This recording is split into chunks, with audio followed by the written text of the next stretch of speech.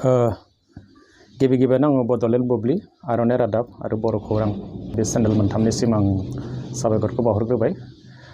आं गलाघाट जिल्लानि जानानै आरो नबजित नार्जारि बिथांनि न'खरनि जानानै आङो फिन खेबसेयाव खावलायफिननो सानदों।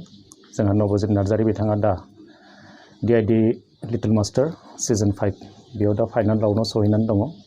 दा बिथाङा थांनाय खेबथाम जि भटिं राउन्ड बेयाव हाइस्ट भट मोननानै देरहानो हादोंमोन। नाथाय जों खौरां मोननाय बादिब्ला बिथांनि भटआ नैबे फाइनाल राउन्डआव सहैनानै दंब्लाबो जोङो बारा गोजोनथाव नङा। दा बिनि थाखायनो बिथांखौ देरहानांगौ जुदि जायोब्ला जों फिन खेबसेबाव बयबो साखाफारा जानानै जोङो बिथांखौ देरहाहोनांगोन। आरो बिनि थाखायनो बिथांनिखौ कल खालामनो थाखाय जों बयबो मिथिखागौ 9152915246 बे नाम्बाराव बिथांखौ मिस कल होनानै जों देरहाहोनांगोन।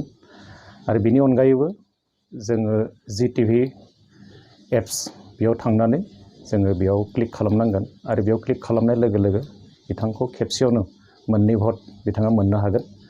आरो बेयाव जों आसा खालामदों बेजोंसो बिथांनि भटआ बांहैगोन। जे थांनाय बाराव जोङो बयबो 9152915246 बेयाव मिस कल होनानै देरहाहोदोंमोन। नाथाय एबार ZEE TV जि एप बे एप्सआव थांनानै जों बिथांखौ क्लिक खालामनांगोन। बेजोंसो जों बिथांखौ देरहाहोनो हागोन होननानै जों सानदों।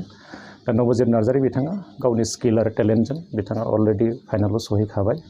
आरो मैयानि जि श' बेयावबो बिथाङा जोबोद मोजां पारफर्म खालामदों। आरो जों मिथिदों जे मैयानि श'नि गेजेरजोंनो बिथाङा गावनि जेसेबांखिनि रोंगौथि बेखौ बिथाङा दिन्थिनो हादों। आरो बेजोंनो जाज बिथांमोनाबो सेटिसफाइड जादों। नाथाय फाइनाल राउन्डआव देरहानांगौ जायोब्ला भटनिसो गोनांथि जायो।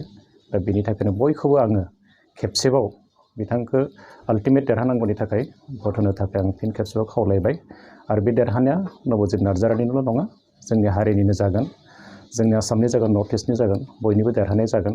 आं बेनि थाखाय मोनफ्रोमबो आफाद, दल, संगठन आरो साफ्रोमबो इन्डिभिजुवेल नोंथांमोना दिनैसिम बिथांखौ फाइनाल राउन्डसिम लाबोनायाव जि मदद खालामबाय, जि भट होनानै देरहाहोबाय, आं बेनि थाखाय साबायखर बावदों।